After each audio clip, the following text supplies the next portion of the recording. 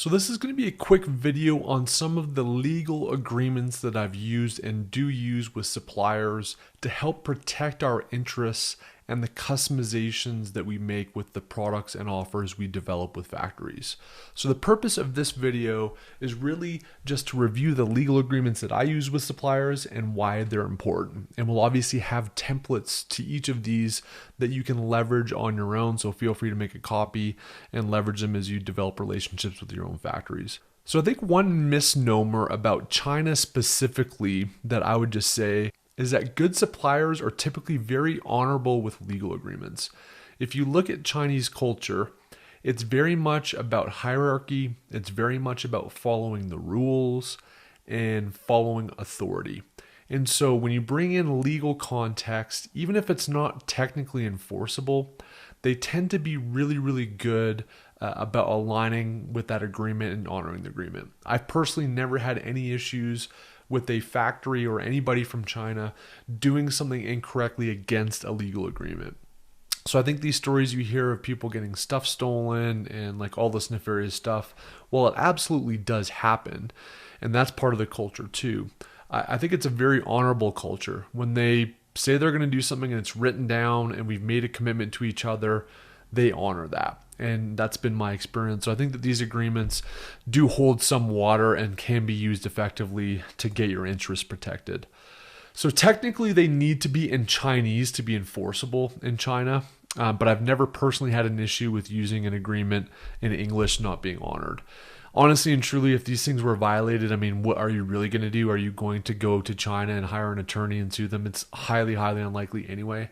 So a lot of this stuff may be a little bit more for theater than anything else. But again, I think it's a formality. It draws a line in the sand. It at least gets people to make a commitment. And in my experience, they honor that commitment. So the first one is just an NDA, or sometimes called a triple N agreement, depending on who you speak to. I honestly don't have any better one than just the one that's on the LegalZoom kind of non-disclosure form. So if I exit out of here really quickly and just go to my computer, here's what it is. So it basically just like asks for a little bit of context. So I guess this would be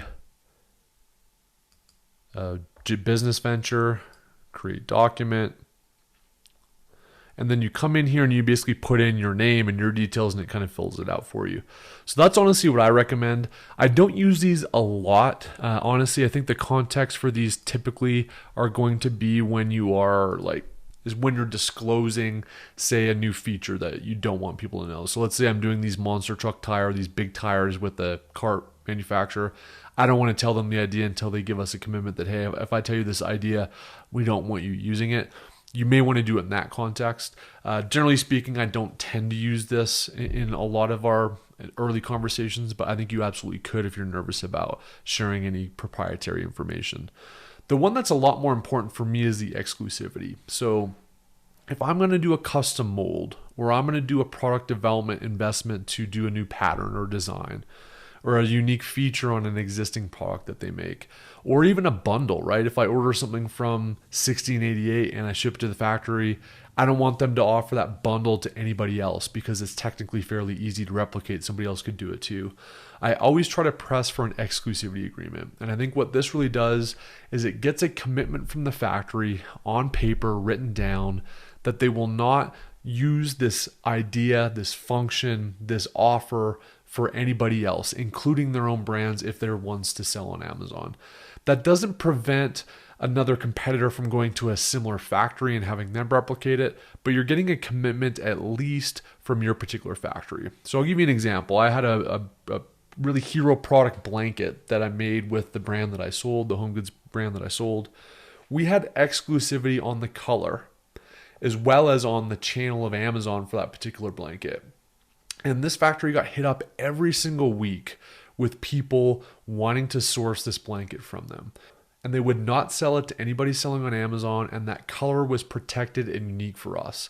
And so even though it's not too hard to replicate a blanket color and all that stuff. It was one more hoop that they couldn't use what I think was the best factory in China for this particular blanket material. So there's some impact that can happen, and there's some benefit that can happen when you have these agreements. So I've got one here. Again, we're going to link to it in the course as well that just kind of maps out this exclusivity agreement. It's got a bunch of different clauses in it, and then it's just a quick signature. So this one's really quick. This one I absolutely would put in place if and when you're going to be doing a customization, especially if you're paying for something. If you're buying molds, if you're doing some kind of an investment, you don't want any of that proprietary investment to be used or leveraged by the factory again to supply to other customers. Okay, so let's go on to the final one. The final one is going to be, drum roll, I think one of the most badass agreements that you can have, which is called a manufacturing agreement. I actually don't know, honestly, of anybody that I've ever heard speak about this before, but this was my weapon when I was managing 17 factories and I kind of went in for the first time to clean up supply chains at Goal Zero.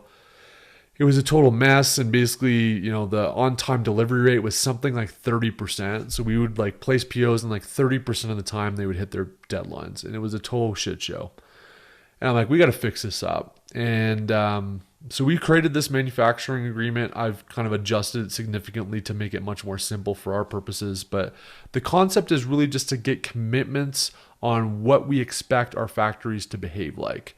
And it really outlines that in a crisp agreement. So we'll go over to it now. Again, we'll have access to this. I'm not going to go over all these because there's some of the like basic information in here, but there's 2 key points I've highlighted that I think are super, super powerful.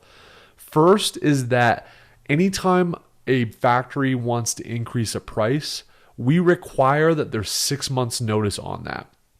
And the reason being is that if we're planning our inventory strategy, our cash flow strategy, our pricing strategy on Amazon, and especially if we're in brick and mortar retail where we might get 2 orders a year and we've got to commit to price to a retailer for 6+ months, we can't have the cost of our products changing every PO that we cut.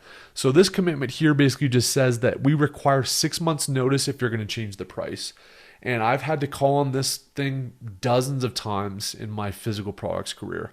So somebody's like, look, the RMB rate's been really bad, or our raw materials are really bad, or whatever. There's always some kind of reason why the price needs to go up. I'll be like, okay, well, let's have a conversation about it. But, it is, June 1st now. It's going to be December when we'd be able to implement this, but I want to dig in and understand why your costs are going up and seeing if there's something we can do about it. It really forces the hand that they can't just lean on you whenever the price changes. Sometimes we all got to bite the bullet and make a little bit less money. And the buck can't always be passed to us when these cost change happen. So this is a critical element of this manufacturing agreement.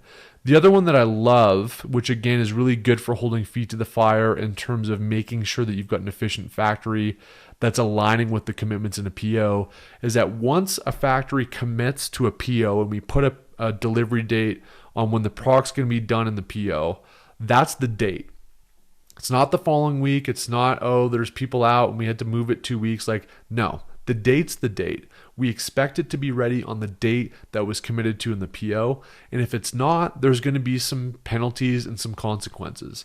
So this basically just shows different late percentages depending on how late the product is. So if it's more than 7 days late, there's a 5% penalty. If it's more than 14 days late, it's a 10% penalty. If it's 30 days or more, it's a 25% penalty on the value. So this really just holds feet to the fire that, look, you're not going to be late with our products. We have a critical requirement that all of our dates are really dialed. Because we plan all of our demand around that. It has stock out implications. It has a lot of implications that we need you to uphold. And so this late delivery penalty, in addition to that other one that I talked about before about price notifications, are critical elements. So use this. Feel free to pass it along to your factories. It might take them a little bit of time to review because it's definitely more Western legalese. But I think it's a powerful agreement, and I try to institutionalize this with any of our factories that we have that ongoing business with, because I think it really solidifies the expectations of how we want to operate. So those are the agreements. I hope they help.